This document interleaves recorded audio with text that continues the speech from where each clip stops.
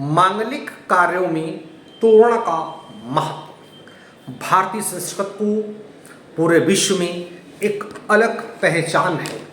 चाहे मेहमानों को केले के पत्ते पर भोजन कराने का रिवाज हो या सर्पों को नाग देवता मान करके दूध पिलाने की परंपरा हो, पूजा के समय माथे पर तिलक लगाना हो या हाथ जोड़कर दूसरों को अभिवादन करना हो, ऐसी विनम्र संस्कृति प्राचीन काल से ही विदेशों में भारतीयों की अलग पहचान बनाती रही है।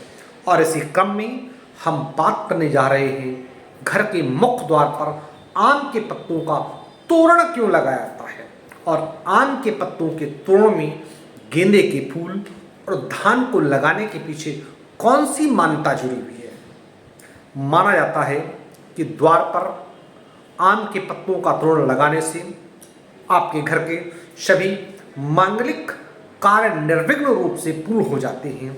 बुरी शक्तियां एवं नकारात्मक ऊर्जा भी शुभ कार्य में बाधा नहीं डाल पाती है। इसलिए दरवाजे पर आम के पत्तों को लटकाना हमारे शास्त्रों के अनुसार बहुत शुभ माना गया है। सदियों से हमारे देश में आम के वृक्ष को पूजनीय माना गया है और इसी कारण किसी भी तरह के मांगलिक कार्य में आम के पत्तों का उपयोग किया जाता है। तोरण के अतिरिक्त बांस के खंभे आदि में भी आम की पत्तियां लगाने की परंपरा है। हिंदू विवाह में तोरण मारने की एक आवश्यक रस्म होती है जो सदियों से चली आ रही है। दूल्हा तोरण को अपनी कटार अथवा तलवार से तोड़ करके ही दुल्हन के घर में प्रवेश करता है।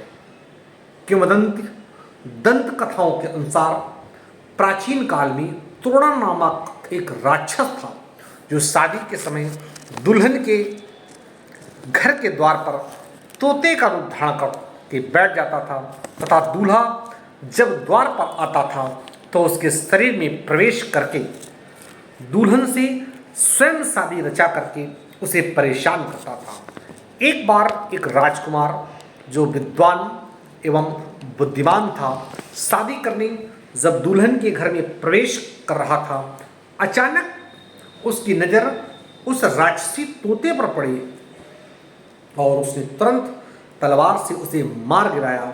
वह शादी संपन्न की। बताया जाता है कि तब से तोरण मारने की परंपरा शुरू हुई। घरों में तोरण लगाने का एक अन्य कारण ये भी माना जाता है कि इसको लगाने से धन की देवी माता लक्ष्मी आकर्षित और प्रसन्न होती है। विभिन्न क्षेत्रों के अनुसार तोरण के कई प्रकार के कपड़े, धातु एवं कई सजावटी विशेषताओं के लिए भी बनाया जाता है। अधिकांशतः तोरण के लिए आम के पत्ते जिसमें विषाक्त हवाओं को रोकने की क्षमता होती है, गेंदे के फूल के साथ जो कि आस्था के लिए शुभ है, वो मिलकर बनाए जाते हैं और कोई भी हरी गंदी पत्ती हवाओं को शुद्ध करके स्वच्छ हवा अपने आसपास विसर्जित करती है। मैं कानपुर से पंडित दीपक पांडे, ज्योतिषाचार्य व वास्तुशास्त्र विशेषज्ञ।